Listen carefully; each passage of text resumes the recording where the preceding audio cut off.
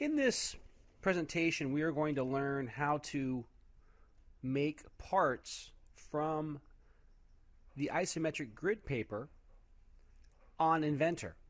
Because in the next assignment where you're going to be dimensioning various parts using the things you learned in the dimensioning properties PowerPoint, you're going to have to make some of these parts from scratch. So we're going to learn here how to make these parts that are drawn on isometric grid paper. Now, the first thing you need to notice is that the grid spacing, or the distance between the lines on the grid, has to be given to you. And in this case, it says that the grid spacing is 0.25 inches.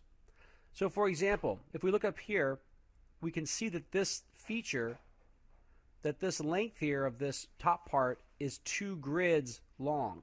Well, if it's 2 grids and each grid is 0.25, that means that this length is 0.5. So we need to use that grid spacing to make this part. So we're going to make this part. Now, can you think about how you would make this? If I were making this on Inventor, how would I do it? Well, I would draw this front view.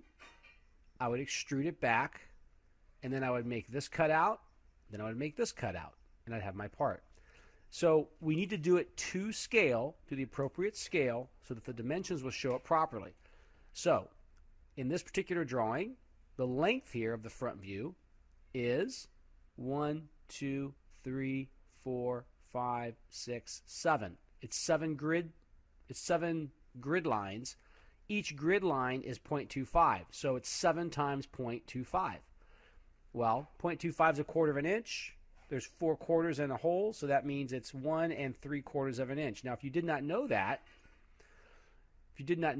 then you could simply put that dimension in by and let the computer do the multiplication for you. So let's go ahead and draw that. I'm going to draw it here. You can see that I'm in my IPT mode, standard IPT. I'm going to use a line tool. I'm going to go ahead and draw this. And as I draw that, I'm going to draw it close to the right size. I'm going to go ahead and finish. I'm going to draw this L shape because I know that's the size of my front view. I'm drawing it approximately right. Not exactly, but I'm going to use my dimension tool. You'll notice I'm doing an enclosed area. And now I'm going to go ahead and dimension this. So down here, this dimension, it was 7 times, come back over here, it was 7 times 0.25. So I'll type that into my dimension area here, 7, and then the times symbol is the asterisk key, Shift 8, times 0.25. Now if you know that that's 1.75, you can just type that in. But we'll let the computer do the math for us, and there we go, 1.75. How high is the part? Well, we look at the grid spacing, and we can see that this line is 1, 2, 3, 4, 5. 5 times 0.25. So we'll dimension this line 5 times 0.25. Let the computer do the math. 1.25. And then the height of the part, or the thickness of that L, not the height, the thickness of these legs, are 2. 1, 2. That's 2 times 0.5. Same here. 1, 2. You can see that. You're counting the grids. Okay? So it's 0.25 here. Sorry, 0.5 here. This is 0.5.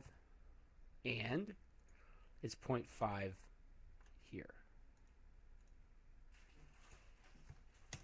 And voila, my part is dimensioned. I'm going to finish my sketch. And I'm going to extrude it back. How far? Well, how far back does it go? 1, 2, 3, 4, 5. 5 times 0.25, 1.25. So I'll extrude that part back 1.25. 1.25, or you could type in 5 times 0.25. And I want to make sure it goes back, not out. because this is the front view. It's going to go back. There we go. 1.25. Okay. Now, to finish this, I need to put a cutout here and a cutout up here. Let's start with this one. I'll make a new sketch on this face. Right-click, New Sketch.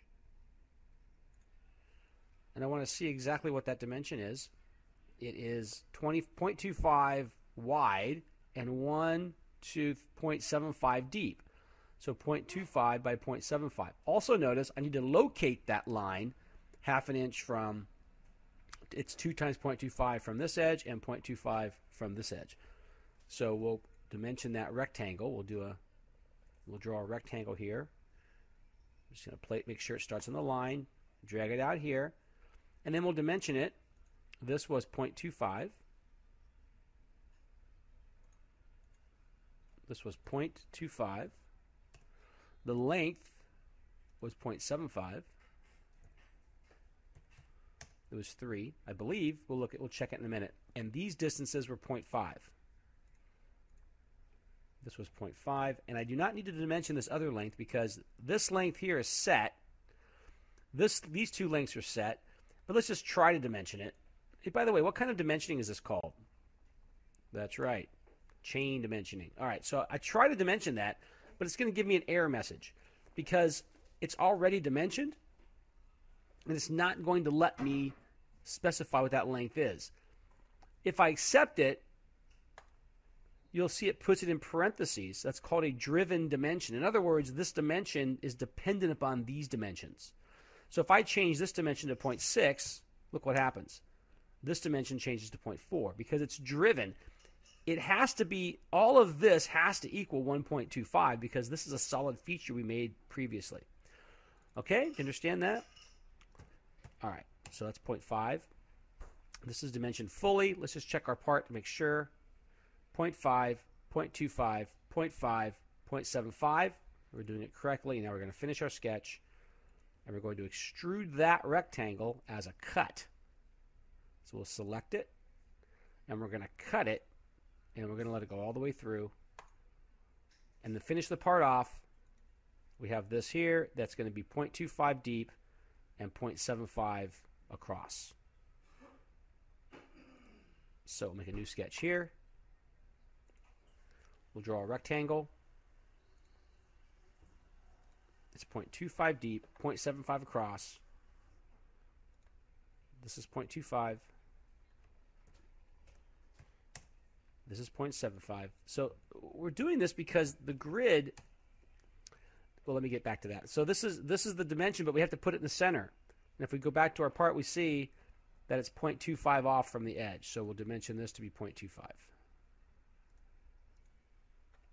0.25.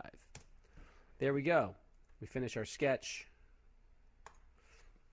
And we cut that out as a cut. Nope, we want to cut it and let it go all the way through. And there we go. There's our part.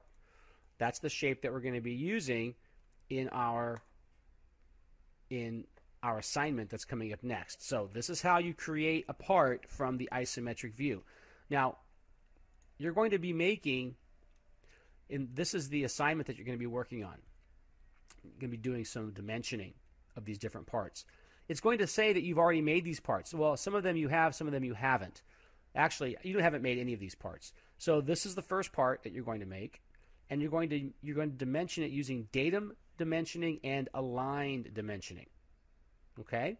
So I've shown you how to make the part as a CAD model from the isometric paper. We come down here to our second part. You're going to use chain dimensioning and unidirectional dimensioning. Now, unidirectional is what we use by default. So you're going to be doing chain dimensioning. This one you're using datum dimensioning. So you're going to have some drawings. You're going to make the part files as IPTs, and then you're going to be creating drawing files, IDWs, and using the dimensioning style that it asks you to. You have not made this part. You'll notice that it says it's 0.25 grid spacing. You will have, I will give you a CAD, I will give you a handout, or it'll be this is the online class, so can't give you a handout. But you'll have a document that has all the parts. I'm going to condense this assignment so you'll know exactly what parts you're supposed to make and what kind of a drawing you're supposed to create for that part. Now, over here on this part, you'll see it's kind of funky. What you're going to do here with this part is you're going to use a loft. So you would make a rectangle, then you would draw this shape here on this plane. You go to the back part, you would draw this shape, and then you would loft cut this triangle out. Okay, it's not really a triangle, but it's like two triangles, but it's smaller up here and bigger down here. So you would use a loft cut. So that's going to be a pretty challenging part. We'll see if you can do that. This one, pretty straightforward, no problem. And then this one, you're going to be making as well. And remember, when you do this, you're going to be counting these squares. So these squares tell you exactly how big this part is. So you would be making this part as a solid, and then doing cutouts and fillets on these edges right here. On these edges would be a fillet, and you can count how big that fillet is by looking at the squares. You'll have a bigger drawing, so you'll be able to get that. So you're going to be doing 1, 2, 3, 4, 5 parts, including the one I just did, and dimensioning them the way that they say to dimension them. Okay? It should be an interesting assignment, and I know that you'll do well on it.